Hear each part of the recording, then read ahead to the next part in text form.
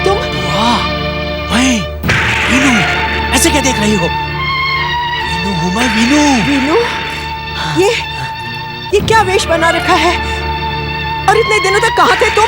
क्या कर रहे थे? वो सब मैं तुम्हें बाद में बताऊंगा। बस इतना समझ लो कि अब हमारे दिन फिर गए हैं। अब क्या? अब तुम्हें किसी के आगे हाथ नहीं फैलाना पड़ेगा। ये? किसी की सेवा चाकरी भी नहीं करनी पड़ेगी। बुआ, अब तो तुम रानी महारानी की तरह राज करोगे। राज। ये देखो बुआ, देखो मैं तुम्हारे लिए क्या लाया हूँ बुआ। हाँ, देखो। ये सब क्या है? ये धन है बुआ, धन। धन?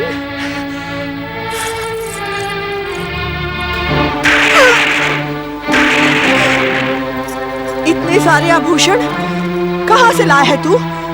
किसने दिए तुझे? तुम्हारे गणेश ने नहीं दिए बुआ।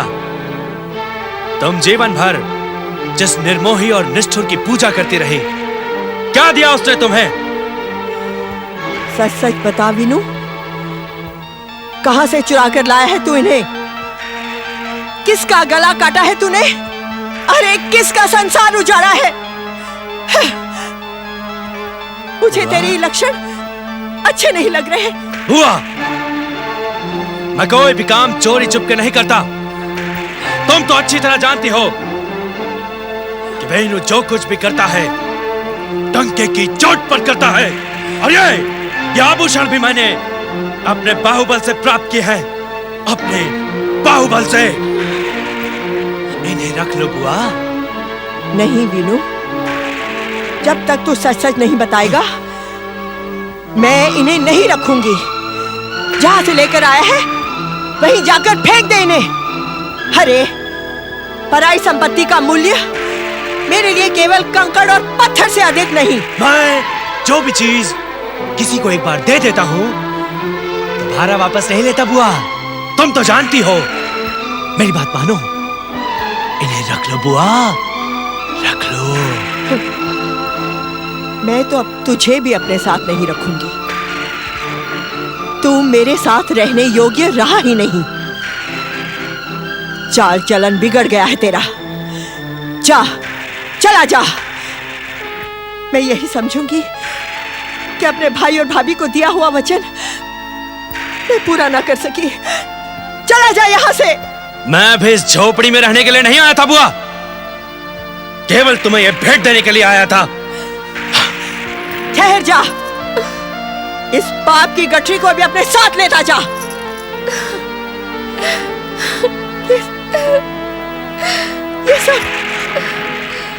ये सब क्या हो गया? हे प्रभु, ये सब क्या हो गया? धीरज रखो देवकी बहन, सब ठीक हो जाएगा। क्या ठीक हो जाएगा गीत की? क्या ठीक हो जाएगा? श्री गणेश जी की कृपा पर विश्वास रखो देवकी बहन, सब ठीक हो जाएगा। क्या ठीक हो जाएगा? अरे वीनू पाप और दुष्कर्म की राह पर चल पड़ा है और मेरे दीनू का कुछ पता ही नहीं। क्या ठीक हो जाएगा? धैर्य रखो बहन, धैर्य रखो, सब ठीक हो जाएगा।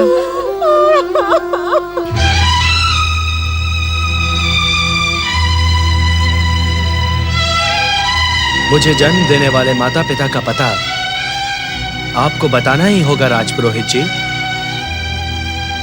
उनकी चरण धूलि अपने मस्तक पर लगाए बिना मुझे चैन नहीं मिलेगा। युवराज। नहीं राजपुरोहित जी, यह प्रश्न आपसे युवराज नहीं, एक ऐसा युवक कर रहा है जिसने अपने जन्म के 23 वर्ष बिना अपने जन्म देने वाले माता पिता को देखे बिता दिए। मुझे निराश न करें राजपुरोहित जी, मेरी प्रार्थना पर कृपा करें। मैं आपके सामने। मैं जानता था ये अवसर आने ही वाला है। मैंने महारानी से भी निवेदन किया था कि इस रहस्य को रहस्य न रहने दें, परंतु जिस रहस्य को आप जानते हैं, इस रहस्य के विषय में मेरी जानकारी बहुत सीमित है युवराज। मैं आपको जन्म देने वाले माता पिता के विषय में कुछ नहीं जानता। या आप उसके विषय में मुझे कुछ बताना ही नहीं चाहते? मुझ पर विश्वास करें युवराज, तब आपकी आयु केवल 13 माह की थी। मेरे परम मित्र यदुनाथ जी आपको यहां लेकर आए थे, परंतु वे अब इस संसार में नहीं रहे। तो क्या मुझे जन्म देने वाले माता पिता को अब इस संसार में कोई नहीं जानता? विघ्नहर्ता श्री गणेश जिसके आराध्य हों, उसे ऐसा प्रश्न पूछना शोभा नहीं देता। वे अंतर्यामी हैं, घट घट के वासी हैं। ये सत्य वे अवश्य जानते होंगे कि आपको जन्म देने वाले माता पिता कौन हैं, कहां हैं। परंतु मंगल मूर्ति श्री गणेश? मंगल मूर्ति सच्चे भक्तों के मन में ही निवास करते हैं। उनकी आकृति विराट और विशाल है, परंतु भक्तों की प्रेम भावना से प्रसन्न होकर वे उनके हृदय में अपना निवास बना लेते हैं। युवराज, आप उनकी आराधना करें। अवश्य। अब मैं अपनी आराधना से मंगल मूर्ति को प्रसन्न करके ही रहूंगा। राजपुरोहित जी, अब आप। युवराज, यदि आप अन्यथा न लें तो जाने से पहले एक निवेदन करना चाहता हूं। अवश्य। आप इस बात को भूल जाने का प्रयास करें। कहना क्या चाहते हैं आप? अब आपके माता पिता महाराज और महारानी हैं। वे आपको अपने सगे पुत्र से भी अधिक स्नेह करते हैं। यहां आपको सुख सुविधा और सम्मान की कोई कमी नहीं है। आप ऐसा क्यों नहीं मान लेते कि आपको कौशलपुर के युवराज के रूप में एक नया जन्म मिला है? कहना कितना सरल होता है ना राजपुरोहित जी। यदि मेरे स्थान पर आप होते, यह घटना आप पर बीती होती, तो क्या भूल सकते थे आप अपने जन्म देने वाले माता पिता को? मैंने अपने जन्म देने वाले माता पिता को खोजने का पक्का निश्चय कर लिया है, और मैं अब इस दुविधा की स्थिति में एक पल नहीं रहूंगा। आप महाराज और महारानी को बता दें कि मैं अब अपना संकल्प पूरा करके ही लौटूंगा। मेरी बात सुने युवराज चंद्रकेतु। युवराज, इस आघात से कौशलपुर के राज परिवार की रक्षा करना। हे विघ्नहर्ता गौरीपुत्र श्री गणेश, रक्षा करना। क्यों नंदी भृंगी भैया, क्या तुम्हारा कभी ये स्वादिष्ट मोदक खाने का मन नहीं करता? करता है, बहुत मन करता है गौरीपुत्र। हम तो आपसे झूठ भी नहीं बोल सकते। जब माता ने ये मोदक आपको खिलाने के लिए दिए थे तो हम संयम नहीं रख पाए और मुझे खिलाने से पहले ही तुमने मोदकों का भोग लगा लिया। भृंगी, तुम्हें लाज नहीं आई? तुमने शिवगण होकर लोभ प्रकट करने का भयंकर अपराध किया है।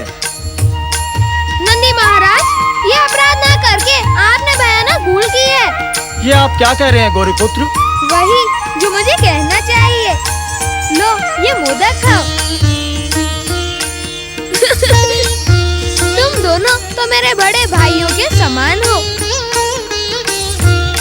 मेरे कैलाश पहुंचने से पहले तुम यहाँ पर विराजमान थे, इसीलिए यहाँ की हर वस्तु पर मुझसे पहले तुम्हारा अधिकार है।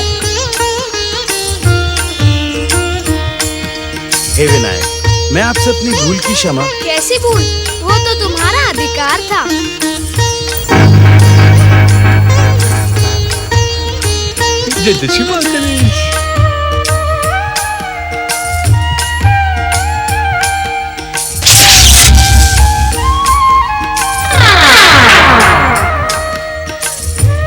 अब ये थाली माता के रसोई कक्ष में रखाओ, और हाँ, माता से कहना। हम जानते हैं गौरीपुत्र कि हमें माता से क्या कहना है। क्या कहना है? यही कि आप भगवान भोलेनाथ के समान समाधि में लीन होकर आप अपने भक्तों का सुख दुख देखेंगे। ये बात तुम कैसे जानते हो नंदी महाराज? क्योंकि हम कैलाश पर आपसे पहले जो आए हैं।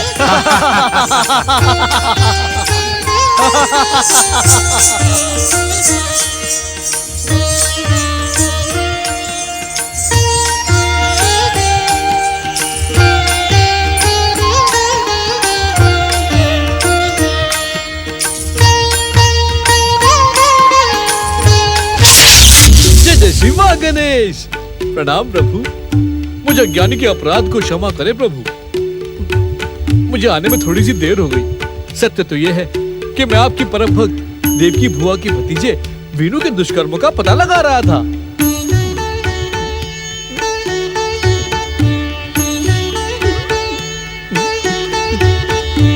मंगलमूर्ति, कमलासुर की संगति में रहकर वीनू चोर, डाकू और लुटेरा बन गया है। आप तो जानते हैं मंगलमूर्ति कि गणेश निंदक वीनू को अब हत्या और लूटमार में आनंद आने लगा है। वो दैत्यों के समान, असुरों के समान क्रूर हो गया है प्रभु। जो हम जानते हैं वह तुम हमें क्यों बता रहे हो दयासुर? वह बात बताओ जो हम नहीं जानते। प्रभु मुझे और लज्जित ना करें। मैं बिना सोचे समझे ही बोलता चला गया। हे प्रभु, आप तो परमदेव श्री महागणेश के परम पूज्य और प्रथम अवतार हैं। भला आपसे संसार की कौन सी घटना छुप सकती है? मैं तो केवल आपका आदेश पाने यहाँ आया था। आदेश पाने के लिए तुमने हमसे इतनी लंबी प्रतीक्षा क्यों करवाई दयासुर? एक और हमें गणेश भक्त महाराज महारानी के पुत्र समान युवराज चंद्र केतु की चिंता है, तो दूसरी ओर देवकी और विजया की, जो पूरे मन से हमारी भक्ति में लीन है। विजया? ये विजया कौन है प्रभु? मैं तो केवल देवकी बुआ के विषय में जानता हूँ। विजया के विषय में मैं कुछ नहीं जानता। फिर तुम सभी गणेश भक्तों के सुख दुख को जानने का अभिमान क्यों करते हो? सच क्यों नहीं कहते कि तुम्हें भक्तों की सेवा और सहायता करने में आनंद नहीं आ रहा है? नहीं प्रभु, ऐसी बात नहीं है। भक्तों की सेवा करने में तो सच्चा आनंद मिलता है, परम सुख मिलता है। मैं आपसे और कोई तर्क वितर्क नहीं करना चाहता। आप जो कहेंगे मैं केवल वही करूंगा। जय जय श्री मां गणेश। कौशलपुर का युवराज चंद्रकेतु वास्तव में चंद्रकेतु नहीं है, देवकी का खोया हुआ भतीजा दीनू है। ये तो तुम जानते ही हो ना। दीनू को पता चल गया है कि वो चंद्रकेतु नहीं है, परंतु वो वीनू का जुड़वा भाई है। इस विषय में वह कुछ भी नहीं जानता। तो क्या प्रभु वो? हाँ, वो अपने जन्म देने वाले माता पिता और अपने जन्म स्थान की खोज में कौशलपुर से निकल चुका है। अब तुम उसका मार्गदर्शन करो और उसे संकेत दो कि उसको और उसके जुड़वा भाई वीनू को जन्म देने वाले माता पिता अब इस संसार में नहीं है। जो आज्ञा प्रभु, जो आज्ञा। जय जय श्री मां गणेश।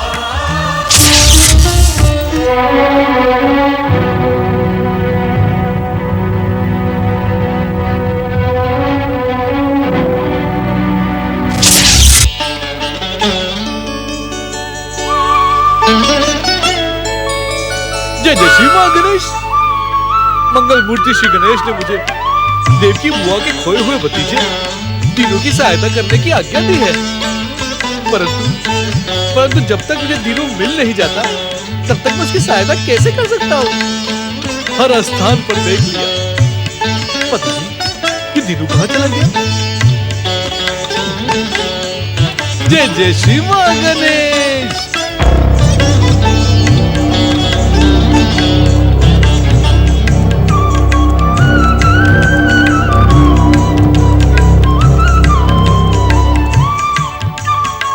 जय जय श्री मां गणेश।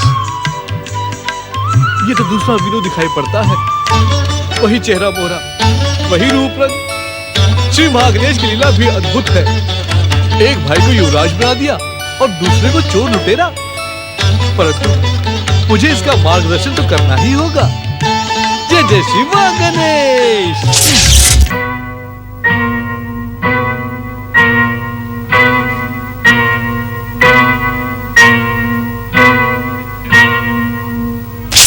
जय जय श्री महागणेश।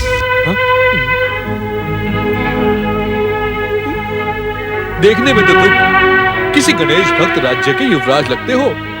मैं भी एक गणेश भक्त हूँ। श्री गणेश की इच्छा और संयोग से इस गुफा में तुमसे भेंट हो गई। प्रणाम साधु बाबा। क्या ये गुफा आपकी है? जय जय श्री महागणेश। मैं तो रमता योगी हूँ, बहता पानी हूँ। आज यहाँ तो कल वहाँ। इस संसार में मेरा कुछ भी ना होते हुए सब कुछ मेरा है, क्योंकि इस संसार को वरदान देने वाले मेरे आराध्य परम देव श्री महागणेश ही हैं। धन्य है आप और धन्य है आपकी श्री महागणेश भक्ति। परंतु तर्क शास्त्र में वाणी की दरिद्रता को उचित नहीं माना जाता। अपनी बात निसंकोच होकर कहो वत्स।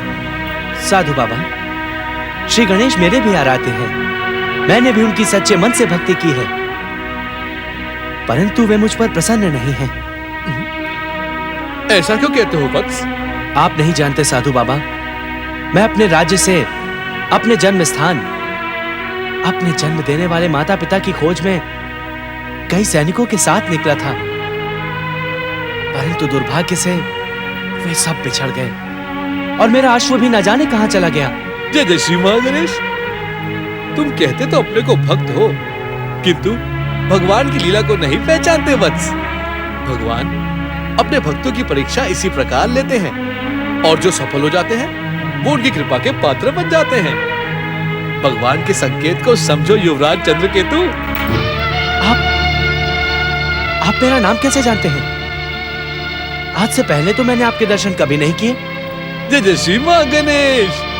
परम देव श्री महागणेश की कृपा से मैं तुम्हारा यही नाम नहीं, तुम्हारे जन्म का नाम भी जानता हूँ। क्या है मेरे जन्म का नाम? दीनू। तुम्हारे जन्म का नाम दीनू अर्थात दीनानाथ है, इसलिए तुम पर दीनों के नाथ भक्त वत्सल भगवान श्री गणेश की परम कृपा है। तब तो आप मेरे विषय में सब कुछ जानते होंगे साधु बाबा।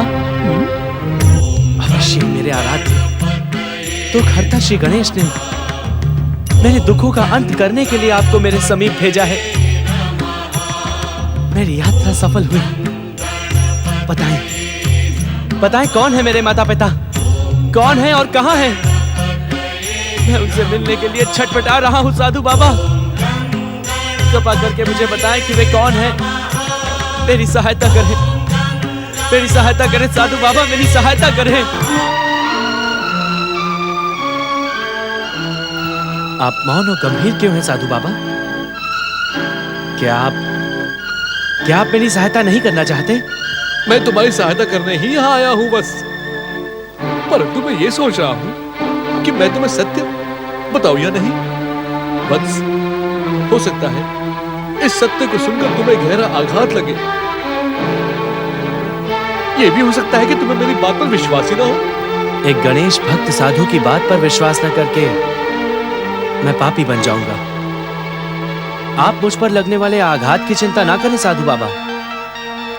मुझे सत्य बता दें, मैं हर आघात को सह लूंगा। वत्स, एक अशुभ मूल नक्षत्र में अपने जुड़वे भाई वीरू के साथ तुम्हारा जन्म हुआ था, परंतु अशुभ नक्षत्र के कारण कुछ समय पश्चात तुम्हारे माता पिता स्वर्ग सिधार गए। तुम्हारी बुआ देवकी ने तुम दोनों का पालन पोषण किया, परंतु जब तुम 13 महीने के थे तब कौशलपुर के राजपुरोहित यदुनाथ जी ने तुम्हारा अपहरण करके तुम्हें राजा चंद्रधर और रानी चंद्रवती को सौंप दिया। इसके आगे की कथा मैं जानता हूं। अब केवल इतना बता दें साधु बाबा कि मेरा जुड़वा भाई वीनू और मेरी बुआ देवकी कहां है? चंद्रपुर में। जय जय श्री महागणेश।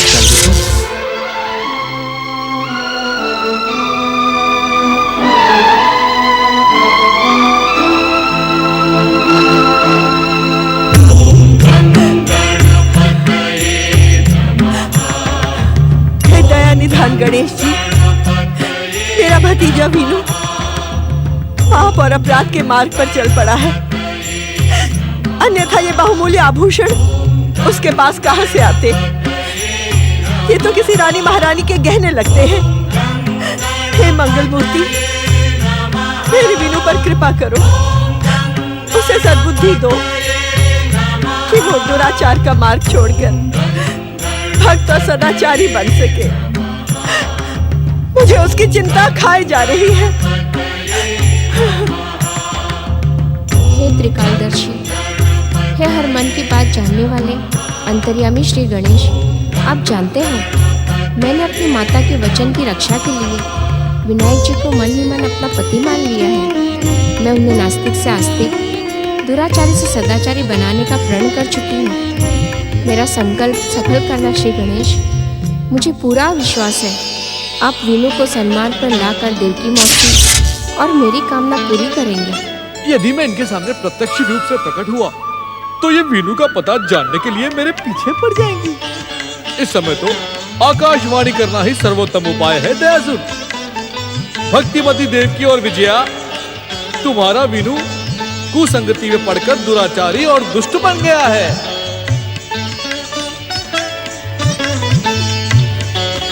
परंतु आप दोनों की सच्ची गणेश भक्ति और श्री गणेश कृपा से पाप के मार्ग पर चल पड़ा वीनू एक न एक दिन लौटकर अवश्य आएगा। यह आभूषणों की पोटली स्वीकार न करके आपने अपनी सच्चाई का परिचय दिया है। इसे वीनू को ही लौटा दिया जाएगा और सावधान भी किया जाएगा कि वो पाप, अपराध और दुराचार के मार्ग को छोड़ दे। जय जय श्री गणेश।